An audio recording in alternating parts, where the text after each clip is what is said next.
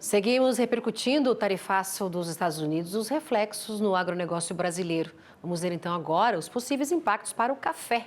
Eu vou conversar com o Marcos Matos, diretor do Secafé, que é o Conselho dos Exportadores de Café. Muito boa tarde, bem-vindo, Marcos. Olá, Simone. Olá a todos. Satisfação estar com vocês novamente. Satisfação é toda nossa, não é? Ô, Marcos, os Estados Unidos, nosso grande comprador aí do grão brasileiro, do café brasileiro, e os reflexos aqui para o nosso café, muito impactado? Com certeza é uma notícia muito dura. O Brasil é o maior exportador para os Estados Unidos. A gente tem 34% do mercado norte-americano, ou seja, líder absoluto. Brasil, que é o maior produtor, maior exportador. Estados Unidos, que é o maior consumidor do mundo.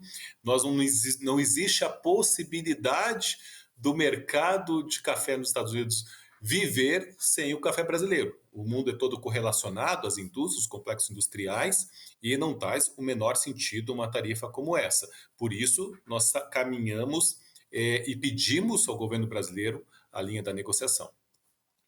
Então, esse impacto que pode chegar, a gente sabe que essas tarifas, elas devem ser, devem começar, né, o 1º de agosto, segundo o governo dos Estados Unidos. E eu te pergunto, com isso tudo, né, a gente vê o preço do café, ele pode ficar mais caro aqui no nosso mercado doméstico e também lá nos Estados Unidos? Sem dúvida nenhuma, nós podemos até acompanhar as atuais cotações internacionais, a gente vê, né, os mercados reagindo, porque nós viemos de safras mais baixas, tanto no Brasil quanto no mundo, países asiáticos, né, sofreram com questões climáticas passadas e os estoques são baixos, né, essa é a característica do café hoje. Hoje o mundo está justo, e até maio falávamos, né, dos recordes de cotação da série histórica, justamente por essa questão. E os Estados Unidos, ele agrega muito valor ao mercado interno, né? A cada $1 de café importado, cafés verdes, eles geram $43 na economia. Isso é parte de um estudo da National Coffee Association. Gera 2,2 milhões de empregos, 1,2% do PIB norte-americano se deve ao café. Ou seja, precisa do café para gerar essa agregação de valor. Agora, temos que trabalhar do lado de cá, né? Encontrar as formas de uma negociação pragmática, e do lado de lá nossos parceiros, as associações de cafés, as empresas também estão trabalhando. Existe uma possibilidade de colocar como lista de exceção, que agora eles estão chamando de recursos naturais não disponíveis nos Estados Unidos. Então são muitas estratégias. Nós temos que entender que não é possível sem que haja grandes prejuízos para nós e grandes prejuízos para a indústria americana e preços mais altos para o consumidor. Esse café em cápsula, não é? O café expresso, que você acabou de colocar aí, que agrega muito valor e tem essa possibilidade dessas conversas aí, porque o americano ele bebe muito café e se chegar a conta mais cara aqui para o Brasil, também é um reflexo lá para eles. A gente vê aí que a gente exporta muito e eu já queria te emendar nessa pergunta, quanto que a gente já exportou neste ano para os Estados Unidos? Bom, é importante essa contextualização, porque 76% dos norte-americanos consomem café. Então, é um produto que impacta muito mais os próprios americanos, né? Que por exemplo, produtos que são menos consumidos.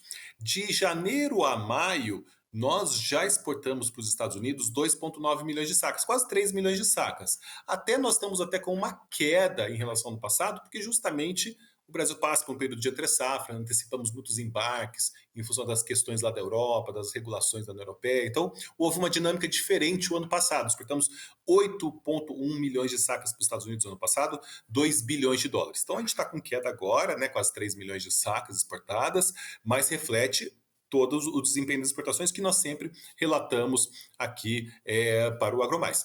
Posto tudo isso, né, é importante esse trabalho colaborativo num momento tão sensível. Por isso que nós temos que lembrar que o café da manhã do norte-americano vai ficar mais caro, porque tem o café e tem o suco de laranja, que também meu amigo Ibiapaba lá do Citrus BR está fazendo também um trabalho muito sério nesse mesmo sentido. E nesse caso, você citando o suco de laranja, então, a gente pode colocar aqui a carne brasileira também, ou seja, são muitos setores que podem ser impactados. Mas diante do café, a gente vê a carne, por exemplo, citando, os especialistas dizem que outros mercados estão aí. A China, por exemplo, ela pode absorver essa quantidade da carne brasileira. Mas e para o café? O café, né, a gente vê os Estados Unidos um grande comprador aí. Existem outros mercados? Nós tivemos uma conversa muito importante nessa tarde, no começo dessa tarde, com o ministro Favro. Ele até fez o relato do que ele está fazendo e pediu que se relatasse para as associações de cafés e para os membros do Secafé. E nós assim fizemos.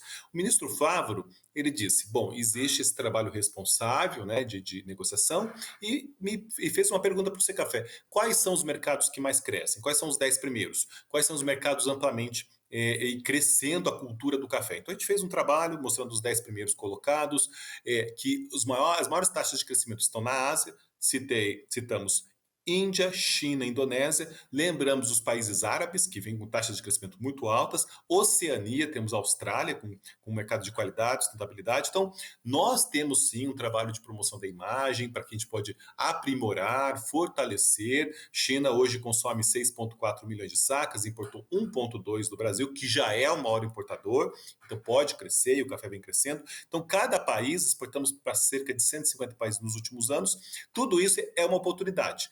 Mas, de novo, a estratégia número um, e porque as empresas americanas são conectadas com todo o mundo, nós temos grupos conglomerados europeus que têm empresas nos Estados Unidos, né? Isso tudo mexe nas cotações globais, então a gente tem que priorizar o diálogo. O mercado, ele é soberano, então nós temos que, com toda a imprevisibilidade, que é difícil fazer qualquer diagnóstico nesse momento, avançar em outros mercados. Claro que essa agenda é importante, mas vamos priorizar as negociações, porque há trabalho sendo feito tanto do nosso lado quanto dos nossos parceiros nos Estados Unidos. Os anúncios que são feitos, muitas vezes eles mudam, tanto em época da aplicação da tarifa, quanto do valor da tarifa. O Vietnã, que é o nosso concorrente, o maior concorrente, o Brasil, o segundo maior colocado na produção e na exportação, tinha uma tarifa de 46%, caiu para 20% com a negociação. Então, essa deve ser a nossa estratégia principal. Pois é, porque você lembrou bem, o Vietnã, né, um concorrente do Brasil aí em relação à produção do café, estava com uma taxa alta de 40%, foi para 20%, né? Esse prazo é agora para o 1º de agosto. 180 países aí com todas essas tarifas. O governo norte-americano, ele conversou com alguns países, a gente cita poucos, acho que foram 3 ou 4 países aí, colocando a China. Mas nesse caso, o Brasil está com a maior taxa, né? 50%. Você acabou de falar que o Vietnã está com 20%, o Brasil com 50% tem que trabalhar aí muito para diminuir. A gente estava com 10%, eu já ouvi aqui que dificilmente acredita-se que o Brasil volte para essa taxa de 10%, ou seja, mas trabalhar para ficar pelo menos próximos aos outros países concorrentes do Brasil. Sem dúvida nenhuma, é uma situação muito grave, muito séria, porque o Brasil estava nessa faixa de 10%. Lembrando, como você mesmo disse, né, Simone? Mas é importante mencionar, Vietnã ficou com 20%, Indonésia com 32%, Nicarágua com 18%, a União Europeia, a Suíça, desculpa, está com 20%, porque é um hub, né, de industrialização e reexportação, e há toda uma discussão de uma relação União Europeia e Estados Unidos que está lenta, mas também com outros países que pode até nos servir como modelo, como a negociação que os Estados Unidos têm com o México, por exemplo. São referências que, embora as cartas sejam diferentes, as abordagens das cartas sejam diferentes, podem ser utilizados. Porque se nós com 50%, todos os outros países que eu não citei, como grandes produtores de café arábica, como Colômbia, Etiópia, né, por exemplo, estão todos com 10%. Então, de fato, é muito ruim. Tanto que quando foi anunciado para o Vietnã 46%, nas entrevistas eu me recordo que a nossa ênfase foi essa: tudo que causa bloqueios e restrições ao fluxo do comércio não devem ser celebradas. É um jogo em que todos perdem. O mercado ele é soberano e precisa de previsibilidade. Era isso que as tarifas não nos dão. Então, a gente, da mesma forma que não celebramos lá a Vietnã com 46%, também temos que trabalhar com responsabilidade em relação a essa tarifa que nos foi colocada. Marcos Matos, diretor do Secafé. Marcos, muito obrigada pela análise de vocês aqui para a gente hoje no nosso jornal, repercutindo aí esse tarifaço dos Estados Unidos que deve começar em 1º de agosto. Obrigada, viu, mais uma vez e até uma próxima. Marcos. Nós que agradecemos, ficamos sempre a postos e compartilharemos todas as informações. Obrigada, viu?